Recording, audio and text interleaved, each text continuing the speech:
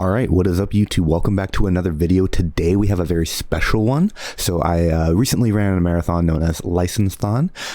This marathon normally showcases speedruns for licensed game, and hence, hey, guess what? Scooby-Doo 900 Fights is a licensed game.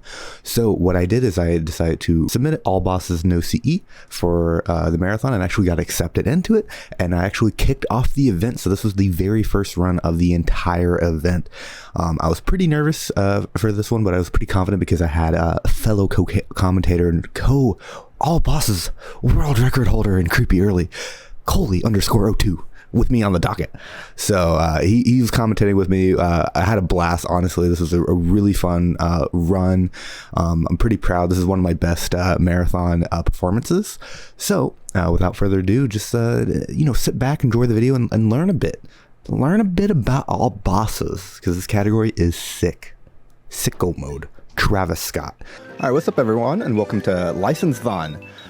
Very excited for this run and this marathon. It should be sick, having a lot of runs throughout this marathon. But my name's Nestani, and today we're going to be running Scooby-Doo 900 Frights. Specifically, we're going to be running the All Bosses category. All Bosses no CE. So no CE just stands for no creepy early, and creepy early is just an exclusive trick to the Xbox version of the game, which we have split the boards for, essentially because most people run on the GameCube version of the game, just due to accessibility purposes. And speaking of creepy early, we actually do have the current world record holder of all bosses creepy early, the sister category, joining me on commentary today, Coley. Cole, if you want to introduce yourself. Hello, my name is Coley. I'm another runner of this game, and it's an honor to be here opening License-thon. Yeah, and so we're going to do some prereqs before we jump right in, and that is just to kind of give a bit more context, and that is, it is all bosses, so obviously we will be fighting all the bosses, but what we're going to do is that for the first 2/3 of the run, we're actually not going to fight a boss, and we'll get into why we do that. But basically for the first 2/3, we're going to be doing a lot of setup in order to fight the bosses, and the last third, we're going to fight all the bosses like back to back to back to back, just run it down. And also what we're going to do is normally in the casual playthrough, you're going to fight Black Knight, Green Ghost, Redbeard, Mastermind in that order. We're actually going to move Black Knight to third and basically fight Green Ghost first, then Redbeard, then Black Knight, and then Mastermind. And we'll discuss why we do that. But I just want to give you some prereqs just in case you're wondering, like, I'm not sure what we're doing here, just for a bit more clarity. But without further ado, timer is going to start as soon as I hit new game.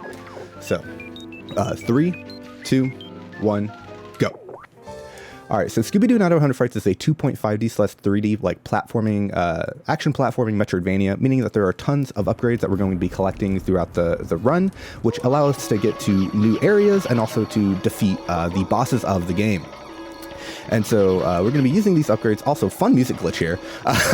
We're going to be using these upgrades in order to get to the bosses earlier than intended as well. So look out for that. But first, we're going to walk around in the circle and collect these things called Scooby Snacks. These snacks are used to pay these things called Snack Gates. They're little collectibles. We have to collect a certain amount of them in order to pay Snack Gates. This first one's 25 and the second one's 50. And we're actually going to collect the exact amount that we need for each of these first 2 Snack Gates. And then later on, we're going to overcollect just a bit. And how we're going to do that is by doing this trick known as chandelier jumping and getting these 2 snack boxes. Snack boxes are worth 5 snacks each, so we're going to generally be prioritizing them more than single snacks because snacks are time in this run, which we'll talk more about later. But we're going to talk to Holly, and basically she gives us the map that will allow us to set up for a trick later on in the run known as pause storage, which allows us to work from anywhere with a warp gate. A warp gate is that thing right behind me there, that little white glowing stuff. Basically just allows us to warp places. Skip some backtracking, and and she actually also spawns the groundskeeper, who is, fun fact, voiced by Don Knotts. And he gives us our first invention, the shovel, which allows Scooby to dig, because for some reason, Scooby needs a shovel to dig. Don't ask. I don't know. I don't make the game, He's a dog. But the first thing that I want to talk about is cycles. And basically, cycles in this game are really cool because anything that moves, so those flying fish, these rats, any enemies, platforms, anything that moves is on a set cycle. And so we're going to move through these levels in order to, make certain cycles that will allow us to minimize the amount of time that we're spending in each level while also maximizing the amount of snacks that we're collecting. Because as I alluded to before, snacks are directly correlated to time in this run. There are a certain amount of snacks that we need to collect because there are faster snacks and there are slower snacks, and we're prioritizing the fastest snacks, so if we miss some snacks, we're actually losing time as well. Here we're going to do a trick known as rubber band skip, where we're going to jump on this box without the need of Shaggy's help. Normally, we need Shaggy's help to get up there, but we're a strong, independent dog, and we don't need no man. And we're just going to jump up there ourselves. We're going to collect some snacks, and we're going to make our way to the second snack gate of the run, the 50 gate, and we're going to end with exactly 50 snacks to pay this one. But from now on, we're actually going to be over-collecting, because these snack gates get really large, most notably at 500 and 850. So now we're going to kind of be over-collecting, but we're going to end with just the amount that we need at the very end of the run. Yeah, and right here, we're going to be introduced to tar, which is that sticky black surface you see right here in the pier. It's really annoying because it only allows Scooby to walk. We can't run, we can't jump, so we're going to try and avoid it as much as possible. And right here, we're going to do a trick called tar strats, which allows us to jump onto this barrel right here and hop on these poles. To time that jump, we actually use a metronome to perfectly jump right when we load into the level. But now that we've done that strat, we're going to get our next invention, the springs power-up. That blows. That wall is very hard to clip through, so now you get to kind of showcase a bit of the tar, and I get to explain. We get to see the tar. That sucks. Yeah, there we go. This shows how bad tar can be, but anyway, yeah, so at the end of this level is the springs power up, also known as the double jump. So obviously that's going to be extremely important in a platformer like this. And in this level, we're also going to do what's called a death abuse. We're going to do this a lot for skipping backtracking or cutscenes as well, because it just brings us to the beginning of this level without having to walk through all that tar. And now we're going to do what is normally called fishy skip, but for the sake of this run, it's called Black Knight skip. And this is the first part of that skip. We're going to jump into the water right here, and we're going to, you're probably wondering all that just happened right there. Scooby teleported, we went through the world, like what just happened there? That was what's called a void warp. And essentially how void warps work is that every level exists in a void. And when Scooby enters that void, a failsafe activates where he's set to a specific point in the level. And that point just so happens to be at a spot way later than we're intended to be right now. And it skips a ton of invisible walls and tars. And that void warp alone skipped the manor levels, the Black Knight boss fight, which also skipped us getting the galoshes power up, which is a invention that allows us to walk on tar. And it also skips the fishy levels, which skipping just the fishy levels alone saves 5 minutes. But right here, we're going to do part 2. And you saw Nestani just death abused again. That's because there's a cutscene there that we wanted to skip, but also it changes the positions of keys. There are 4 keys at the end of this level, and they're all trapped in these wooden crates. And normally we'd have the helmet power up, which is a power up that allows us to break boxes. So these keys are trapped in boxes, but we don't have the invention to get them out. So what are we going to do? Well, because we died in this level and it changed the position of the keys in these boxes, we can actually clip through the boxes and collect these keys without having to collect the power up just yet. So here we go. These first 2 keys are super simple to clip through. You just rub up against the invisible wall. But it's this third key in the middle that is really, really difficult to get. And runners actually call this trick fish cringe, because you have to set up this fish perfectly to push Scooby through the box just like that, effortlessly done by Nestani, to grab those keys right there. That is a very reset heavy point in the run. He did it effortlessly, though. We're on our way to Coast 2. This is another really cool level with a really cool cycle. It's called Zero Cycle, and we're going to see here that Nestani's going to run under this first box right here without actually getting hit, and he's able just to run through the rest of this level and grab all the snacks here effortlessly. But you saw at the beginning of this level that we were actually charging around a lot of enemies to make that cycle, and that's because the charge attack is very interesting in this game. First of all, when Scooby charges, his hitbox goes entirely to his head, so it allows us to sneak past enemies without actually getting hurt, so we don't have to jump over them, because jumping and just normal running is normally pretty slow. You want to stay on the ground. The charge attack is actually Scooby's fastest form of movement, but we don't want to charge all the time, because at the beginning of Scooby's charge it's very slow and Scooby gradually builds up speed, so sometimes it's faster to just run rather than charge. Right here, you're going to see Great Dane Jesus. We're walking on water. And this trick is called Coast Boats, and it allows us to get all these snacks and reach these boats way earlier than intended, which is incredibly useful for such a strict snack route that this category has. We're also going to hang on this invisible fishnet and officially skip the Black Knight, the manor levels, all that stuff I mentioned earlier. This officially skips it because we activated that warp gate, and it's going to allow us to backtrack to this level to get another invention later. But right here, we're going to collect this key, enter the hedge maze, and we're on our way to collect the helmet power up. And if there are any readings, now would be a great time to do so. If not, we have plenty to talk about. But yeah. So Okay. pause channel. All right, I'm assuming there isn't then. So we're just gonna keep making our way through. So this is a really good level to basically showcase Scooby's charge attack and how we're moving through these levels. And we're basically going to keep using this charge attack and minimizing our jump heights, like Cole said, basically throughout the whole run to move as fast as possible. And as Cole mentioned, we are on our way to the helmet power-up.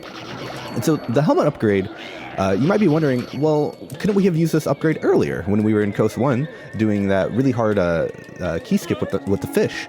Because we could just break over the box of the helmet and that would be a lot quicker and easier, right? Well, the problem is that if we left the prior level up here where we did that void warp where we clipped through the water, if we left that level and then try to come back, we actually can't get back into that level until we get the Super Smash upgrade. And the Super Smash upgrade is actually after Coast.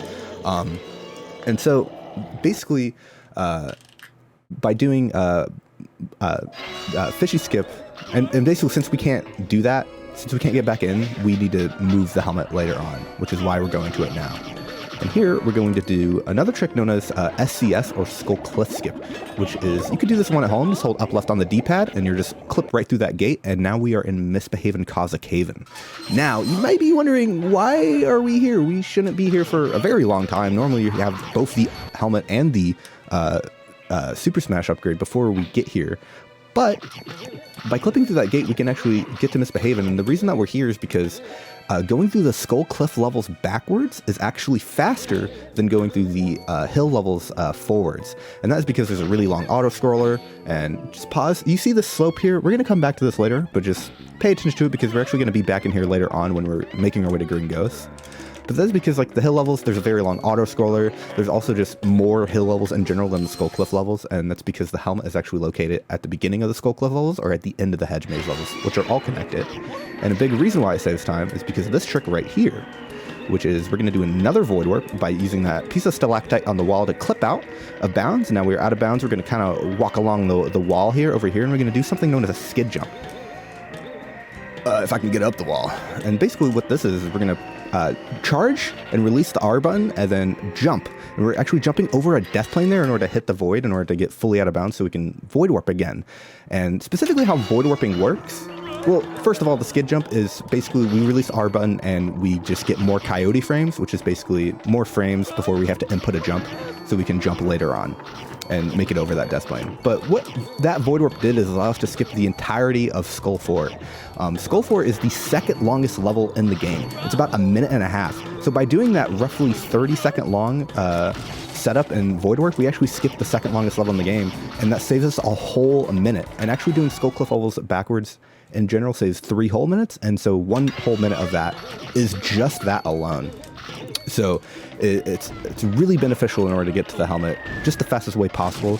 Here we're going to move through Skull 2 in a very specific way, and we're going to do a lot more cool charge movement just to get around these boulders, jump over this crab, and just kind of make our way and make a cycle known as one of the boulder cycles right there, just walking it through there without having to jump out or around that boulder. And we're going to make our way into Skull 1, where we're going to kind of do a Hail Mary jump, a little bit of a Hail Mary jump here, but hopefully this will be fine. It should be. We're going to make it all the way over there, that big long chasm. That trick is trickier than it seems, and we're going to basically do a really cool wall climb up here and make it into Helmet 3. All right, and here in Hill 3, we have the helmet, the power we've been talking so much about. And, excuse me, wow, that came out of nowhere. That's embarrassing. There's going to be a ton of enemy cycles and boulder cycles we're going to be making as we're climbing up this hill. But while we're doing that, I thought it'd be cool to talk about one of the coolest glitches in the entire game, known as pause storage. And essentially how pause storage works. Yep, callback all the way to the start of the run. We mentioned it. And essentially what this trick does is it allows us to warp from any location through the pause menu. And how it's going to work is that Nestani is going to quit the game and unplug the controller at the same time, which will make a really crazy noise. And when Nestani plugs the controller back in, 2 pause menus will come up, which will allow us to warp away. So here's the helmet power-up. This will show us I'm breaking the boxes, as mentioned earlier. And here is pause storage right here. You can hear that crazy sound effect. And then you'll see that there's 2 pause menus up, and we are able to warp all the way back to coast, which if you remember, that's the warp gate that we activated earlier, and we're back here. You're also going to see that we're paying a 500 snack gate. So also, as Nestani mentioned earlier, these snack gates are getting expensive, hence why we're going to be over collecting in some areas, but it'll all line up right at the end eventually. So, and here we're going to be running all the way down here to activate this warp gate here in Which Way, because that's actually going to lead us to a voice crack. Next a voice crack apparently. It's going to lead us to Redbeard, which in this route is going to be the second boss fight that we're actually going to be fighting here. But we're on our way to get our next really important invention that's actually going to help us fight the first boss that we're going to be doing right here. It's called the Super Smash, and essentially the Super Smash is like the ground pound in Mario. It allows us to kill enemies by just bonking them on the head, but more importantly, it's going to help us press vertical buttons, which is going to be important for the Green Ghost boss fight. And so right here you can see that there's a light bulb. Also, you just saw Nestani do a frame perfect, which is a trick that we can do which avoids Scooby's bonking animation when he helmets into buttons or enemies. So that's pretty cool. But yeah, so we're kind of just racing to the top of the lighthouse right now, and we're going to break the light bulb, which houses the Super Smash upgrade. And you can see more of this really cool movement tech of like sliding past enemies, which allows us to collect all these snacks and get up here in a very reasonable amount of time. If we're ever too slow, but normally it's not that slow, you actually have to go all the way back down and press the button again. So here it is, the Super Smash power-up. We're doing another one of those cool pause storages, and we're actually going to go back to the Mystery Machine. We're going to go back through Hedge, and we will be on our way to beat our first boss in this run, the Green Ghost. So yeah. And so now we are finally on our way. We've done all the setup required. We've got that warp gate in order to get to Redbeard, and we've just gotten all the upgrades that we need in order to beat the bosses in this game. And so I kind of want to talk more about why we do the Black Knight skip specifically. It's normally called Fishy Skip, and that is because for some reason, the developers didn't really use the tar much in this game, and which is why we can move Black Knight later on. Because since they didn't put the tar in a lot of places in the game, like most places of the game, there's just no tar. The power-up is mainly unused, so we can move Black Knight later on in the run because there simply just isn't a lot of tar in the game that we have to go through. It's just not present. And then also another thing that it does is it gets us to the Super Smash upgrade earlier. If you notice, we warped back to that coast gate that we did, and then we just went through Which Way right into the Super Smash upgrade. And that's because the Super Smash upgrade is normally after the Fishy Clues levels, which is why it saves 5 minutes. It's after the Fishy Clues levels, the coast levels, and then, you know, Which Way, and then the Super Smash. And so we're actually killing 2 birds with 1 stone, doing Black Knight skip. We're actually removing the need of fighting Black Knight earlier on in the run completely, and we are also getting to the Super Smash upgrade early. So it's really cool routing implications. And here, as you notice, we're kind of just backtracking our way to Misbehaving. And this is because, remember that slope I talked about earlier? Yeah, so there's another upgrade in the game called the Plungers, or as let's say the Plungies, and they're located in Creepy. And basically, we're going to skip the need of them because they allow us to climb steep slopes, but we don't need them to climb steep slopes because we have the Super Smash upgrade and we can just bounce off the fish's head, get up to the door trigger, and then not need the plungers to climb up that. And then now we're in Misbehaving 2, making our way, making our way to Misbehaving 3. And the Plungies, or the Plunger skip, basically saves around 2 minutes off the run, because normally in order to get to the Plungies, we need to go through a lot of the creepy levels, which we are going to go through the creepy levels, but there's a third level called Creepy 3. There's 1, 2, and 3. And basically, it's in Creepy 3. It's just a bit out of our way. We don't want to go through levels twice unless we have to. Unfortunately, we have to go through Hedge twice, but, you know, we don't want to do that. And so it saves around 2 minutes in total. We're going to jump at the beginning of that level just to get this camera shift so we don't have to keep watching that cutscene, because you actually gain control of Scooby earlier on in this level. And we're going to hit this button, and as you can probably tell, you probably can... What's that smell? Smell in the air? The stinky auto-scroller. Yeah, this level is an auto-scroller. This is the longest level in the game, as I mentioned. Unfortunately, we don't have a way to skip this auto-scroller, so we're kind of just floating up here. But this is a good option for me to basically explain the convoluted routing of this a bit more. And so basically we're on our way to the Green Ghost, and this is a little bit of preview. The Green Ghost gives us the Umbrella upgrade. Now, the Umbrella is super integral to this run because it allows us to get to both the Redbeard boss fight and the Black Knight boss fight earlier than intended, because basically what the Umbrella upgrade does is it allows us to float in the air, and allows us to glide. And so we're going to be using that in order to get to those bosses faster, which we'll talk about obviously when we get to it, but it really just allows us to blow the game wide open if we are allowed to get to Green Ghost first, which luckily we are. And this boat is a fun fact called Twitter Boat, mainly because you can literally go on Twitter and go on your phone and just just do whatever while waiting on this boat to rise, because there's nothing else to do there. And yeah, we're almost at the end of this level. And basically, this level is also brutal because if you were to die in this level, you have to restart from the very beginning. So where I spawned and where I first hit the button, yeah, you have to start all the way down there. So it's imperative that we don't die. Luckily, we didn't, and now we are on our way to Tight Spot, where now we're finally in the graveyard levels for Green Ghost. Yep, and we have this nice cinematic pan. You can kind of see maybe some purple keys floating up and down these chasms right here, and we're going to try and make a key cycle.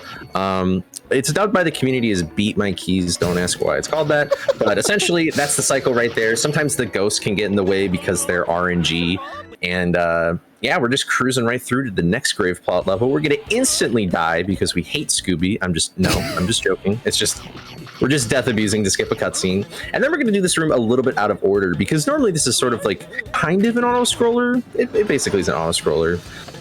But we're actually going to be able to climb up that wall right here. And we have to hit these urns down onto the floor to keep 4 buttons pressed. And we're actually doing these urns completely out of order. That's supposed to be the last urn that we hit right there. And this one's supposed to be the second. But because we're able to climb that wall, we can actually kind of work our way backwards. And this urn, we actually combine 2 cutscenes into one, since that's normally the first urn we hit. And yeah, now we have unlocked the door, and we're going to do another cutscene skip right here where we hold down left and R. And fun fact about that cutscene skip, if Scooby ever skids in the previous level before that cutscene skip, that trick actually won't work. So you see how Scooby kind of skid right there when Nestani entered the door? If you do that in the level prior, Scooby just won't go far enough to actually fall down and skip the cutscene. So we're here in the crypt levels now, and we're going to do something kind of weird. We're going to warp to a level that we've never been to. And you're probably thinking, what the heck's that all about? You told us that was impossible. You're a liar. And it's like, well, calm down, first of all. Second of all, that warp gate's actually very special because for some reason, those 2 warp gates are actually the same warp gate. They were just copy and pasted. So if one warp gate's activated, the other one's activated as well. And this is very useful because not only does it skip a 600 snack gate, these things are getting expensive, it also skips some of the gloom levels, the crypt levels, and more importantly, brings us to this room, which now that we've collected these 2 keys, we are finally fighting our first boss of this game, the Green Ghost. And yep, this is how the boss works. So Daphne's back there. She's trying her best. She's opening some coffins for us, and we basically have to press these buttons with the Super Smash upgrade mentioned earlier. So that's why it's very important to get that. And we're gonna try and trap the Green Ghost in these orange tornado things. I'm not sure what it really does. I guess traps his soul or essence or whatever ghosts are, I suppose. But we have to do that 3 times, and where the Green Ghost moves is completely RNG. Most of the bosses in this game have some sort of RNG in them, or are entirely RNG like this one. But we only have to hit this guy 3 times, so that's hit number 2, and we're about to do hit number 3 right here. And yeah, bye-bye, there you go. That's the first boss, and we're gonna do another pause storage. We're actually gonna do it before a cutscene plays, so then when we do a fade out, when we warp, it plays the cutscene instead. It saves a little bit of time, it's kind of cool. But yeah, we're gonna warp to Witch Way, which is that warp gate I mentioned earlier, and we are on our way to fight the next boss, Redbeard. Yeah, and Redbeard's actually going to go by really quickly, so I'm going to try to explain it. But as you all know, in order to get to Redbeard, you have to go through, well, if you've played the game casually, you have to go through the shipwreck levels, which, again, if you've played it casually, if this has been your childhood game, you'll know that you probably hate these levels, specifically because of Rep 2, because these are some of the hardest levels in the game. And basically what we're going to do is we're going to do a trick known as ship skip, and we're going to skip all of them. And how we're going to do that is using the Super Smash to extend our distance in the air and basically just jump up and over all these invisible walls using that mast, because there's a shortcut in Rec 1 that goes to a Gas 3, and so now we skipped Rec 2, 3, and a Gas 1 and 2, and then we're going to clip out of bounds here by just riding up this wall, and this is because you see that snack gate in the background? That is a 750 snack gate. Again, snacks are time in this game because you have to collect all those snacks required to get it, and this is one of the coolest tricks in the game because you could see we're just on Redbeard's boat. We're just like on it, just completely out of bounds, and here we're actually using the umbrella upgrade to do this trick known as 750 skip, where we're just floating over this wall, and then now we're here, and you might be wondering, where are we going? We're going to Redbeard. That is because the exit of the Redbeard boss fight is in a Gas 3. And so because it's in a Gas 3, we can use the exit in order to get to the Redbeard boss fight earlier than intended without having to pay the 750 gate and doing the level after the 750 gate in order to get here. And now we're going to do a very finicky trick known as Fred Clip. Fortunately, I got it, and we're going to go for something called a multi-rope right here. I did not get one. Okay, so unfortunately, I'm not going to get to show you all a multi-rope, but the idea there is that we want Redbeard to throw the sword straight up, 21-21, and basically by him throwing the sword straight up, we can cut multiple ropes. Sorry. But there is a thing where if he cuts all 4 ropes, we actually soft lock, and basically what that means is that we just have to die and do the boss fight over again. So I'm not going to go for another one. Ideally, we want a 3 rope in this category because how this category works is the first 3, you can fight the bosses in any order, but the first 3 bosses that you have to fight, you have to watch the cutscene. And since we have to watch the cutscene, basically, if you get a 4 rope, it freezes the room. Oops. It freezes the room. This is unfortunate for me. Okay, let's not die here for a second. Okay, it freezes the room and basically it allows you to not exit, and it doesn't trigger Fred to give you the cutscene. And so we're just going to kind of play this safe. We're just going to get single ropes, but each of these ropes are about 30 seconds. So we can save a minute and a half in this level if we get a 3 rope, which is really pog. Unfortunately, we did not get that, so we're just kind of sitting here just waiting to finish Redbeard. How the waves of enemies work, there's, you kind of saw it, there's 1, 2, 3, 4. The waves just scale up per wave. And then now we're gonna... That was very weird. Oh, that's a frame perfect. Yeah. Now we're gonna talk to Fred, and we're gonna do another pause storage, so let's get some backtracking. Hit it again, and then now we will make our way finally to the Black Knight boss fight. Yeah, so this means that we have to go through probably the more nostalgic part of the game, the Mystic Manor. This is the one that everybody kind of knows and loves. But while we're going through all these levels, since we're basically kind of just run them down, I want to explain how we're going to get to Black Knight so early. So there's essentially 2 parts. The first part is that we're actually going to use a shortcut in the level Mind 1, and there's essentially a giant fan in the room that when activated, we can actually use the umbrella to float up and reach a level called Cower in the Tower. And normally when you go through these levels, you don't have the umbrella. But since we actually beat the Green Ghost boss fight first, we do have the umbrella, and we can use this shortcut. And that shortcut actually skips 8 whole levels right off the bat. Almost. So that's incredibly useful for us. And then we're going to do a second part of the skip in Tower, because Tower actually holds the exit to the Black Knight boss fight. So we're gonna enter through the exit again. Also, just real quick, you can grab that key. It's pretty sick. Normally, you have to watch a cutscene to get it, but yeah, there we go. Anyway, sorry for that side tangent. So the second part of getting to Black Knight early is actually getting to the exit of the boss fight. But the problem is that it's at the very top of the tower, and it's blocked by a ton of invisible walls and tar. And obviously we can't access it yet by normal means. So we're actually going to do an incredibly difficult jump, and actually using the Super Smash to our advantage to keep our height while maximizing our distance. So upcoming, here's the first part. We're going to hit this button. Fan spawns, the witch dies, and we're just going to run back over there, use the umbrella power up to glide up, and in a matter of just probably like 30-40 seconds, we have skipped 8 levels right now. Boom. First part to get to Black Knight early, done. Second part, here we are in tower. We're climbing up our way to the top, and we're about to do that difficult jump that I mentioned earlier. We're actually going to jump on a railing up here to skip a decent section of this level right here. And then this is where the invisible walls are, and you're going to see Nestani do a super smash, get it first try. So sick, that is a really that is one of the hardest tricks in the whole game, because you saw how tiny that ledge was. But now we're here, we're in Black Knight, we have skipped 13 levels right here, right off the bat. Yeah, I'm absolutely sick. So other than being sick, though, this is the another not sick boss, Black Knight. Basically how this boss fight works, you saw he walks in front of those buttons. I hit him when he walks in front of the buttons, and where he walks is random, so hee. But I want to talk more about why we move Black Knight third. So the reason we move Black Knight third is for two reasons. Those two reasons that Cole just mentioned. By pretty good RNG actually. Wow. By getting to the tower and doing that really difficult jump, we get to Black Knight early, and so we skip 13. Hold on. Focus. Nice, no resets for me. We get to the Black Knight boss fight. Just make sure you can quit actually in the menu there too. So I'm just making sure I'm not quitting the game here. We don't want to be doing that. But basically, you skip 13 levels, and those 13 levels save 11 minutes by themselves. 11. And then, if you remember at the beginning of the run, we did Black Knight skip, which skips the fishy levels, and so that actually skips 5 more minutes. So by moving Black Knight to the third boss that we're fighting, we save 16 minutes alone off of Black Knight. 16.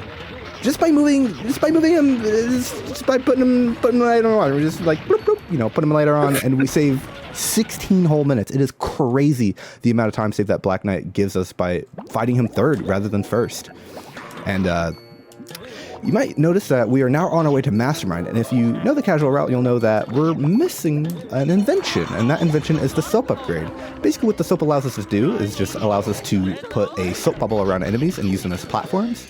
Normally you need the soap upgrade in order to spawn bats in this level here, this chasm, but we actually don't need that because we're going to jump on some invisible walls and jump all the way to the top without the need of the soap upgrade.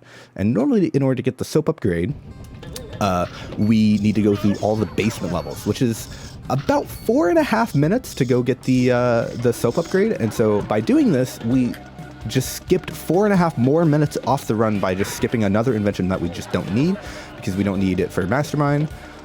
And we just don't need it, right? And so we get to skip all of those levels. We get to float across the top of lab here. And then if you thought we were done skipping, there is one more skip we're going to do, Lido Skip.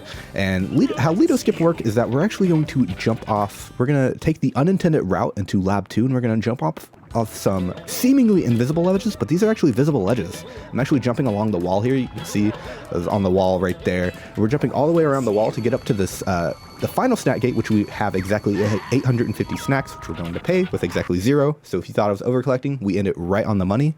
And basically, Lido Skip saves about 25 seconds, but it also joined with a Lab 2 skip. It saves more time than that. I forget the amount because I didn't calculate that.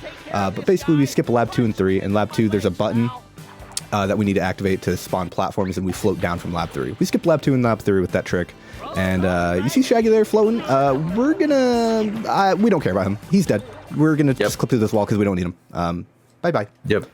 Rest in peace. He's dead now. I'm sure he's a great guy. I'm probably gonna attend his funeral service. He seems like a chill guy. But power levels didn't reach over 9,000, I guess. But nah, I'm just kidding. He's right there behind Velma. He's fine if you guys were worried. But we're gonna watch another cutscene real quick, and then we're gonna do what's called Phase 1 skip because we're at the Mastermind boss fight now. So right there, click right through a wall. That skips the opening cutscene for this boss fight and the first phase of this boss fight.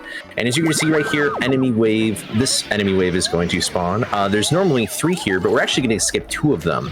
So we skipped the first one already, and this is the second one, but now we're going to skip the third one, and we're going to press this button right here. Then we're going to go all the way to the left side, wait 5 seconds, press this button, right there. And then we're just going to press this button whenever it pops back open, effectively tricking the game into thinking we skipped the third phase. And normally you'd have to fight each enemy wave and press the buttons, but since we do it in a weird order, it kind of tricks the game into thinking we did it much sooner than normal. And this is the second part of the boss fight right here. These robots are just trying to prevent you from actually hitting the mastermind, but the mastermind is going to spawn on the floor. Where he spawns is completely random, but the timer will end when we knock him into the electricity in the background. This is a rough spot for RNG. Give me this. I don't want to die here. Also, gotta love the camera angles, too. All right. I'm gonna die here. I feel it. Oh my gosh. I'm so bad. It's me, Ryan in Theory, twitch.tv/Ryan in Theory. And honestly, I can't approve of this crap. This sucks. See the boss fight a little bit more. That's a classic me thing to do. That's a classic Coley moment right there. I've lost many a run to just the game not being fun there.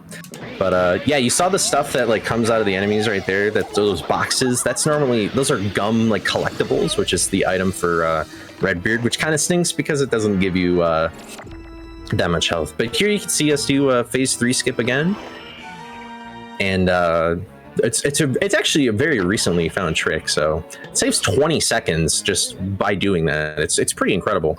15 to 20 seconds. But hey, what's up, guys? Hopefully I get a better spawn where I don't. That was just like, because so if you was wondering why I just didn't kill these guys, is because when they're gummed you actually can't kill them. They're just stuck there, and so if he spawns right next to them, I can't get the angle required in order to bonk him into the electricity. Timer's about to end. LMAO now. Right there we go. that was annoying. That countdown. Yeah, I'm gonna pause here just so we don't have to watch the cutscene. But yeah, that is all bosses. Unfortunately, I got really unlucky there, but that is all right.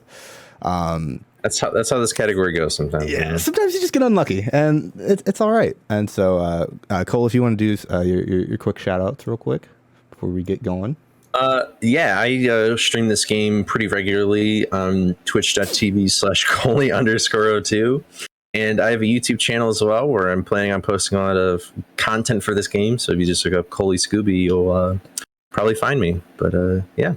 Yeah. And I just want to shout out the game real quick. So if you want to run this game, this is actually a really cool game to run.